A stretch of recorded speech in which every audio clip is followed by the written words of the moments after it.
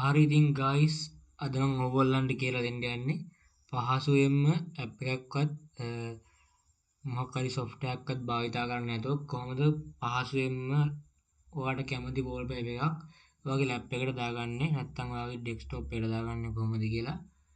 ඔයාලා ඉතින් මුලින්ම කරන්න ඕන පහසු වෙබ් බ්‍රවුසර් එකක් ඕපන් කරගන්න.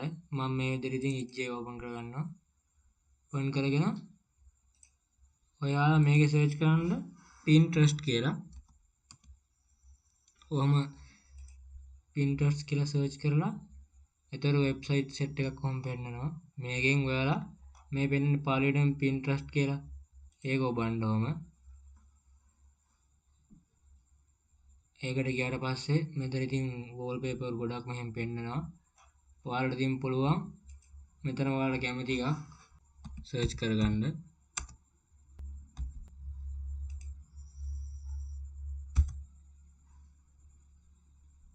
ඕන්න ඉතින් මේ විදිහට දැක්කනේ සර්ච් කරපු ගාම දැන් ඉතින් මම සර්ච් කරේ මෙතන car desktop wallpaper කියලා. ඉතින් මේ වගේ wallpaper ගණනාවක් ඔයාලට බලා ගන්න පුළුවන්. ඉතින් ඔයා කැමති එකක් මෙහෙම තෝරගෙන ඒකට එන්න.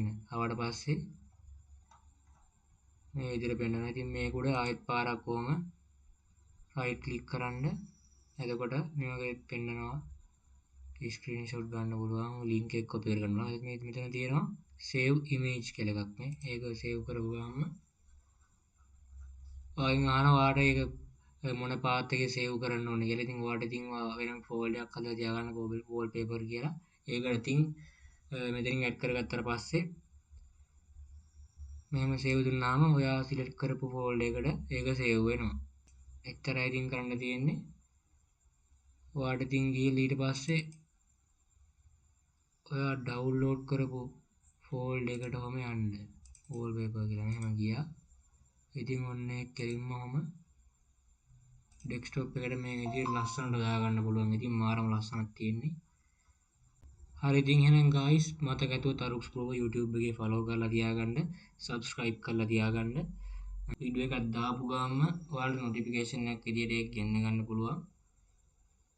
මතක ඇතුව තවත් නොදන්න කෙනෙක්ට බලන්න මේ වීඩියෝ එක share කරන්න අමතක කරන්න එපා. එහෙනම් guys අපි ගියා.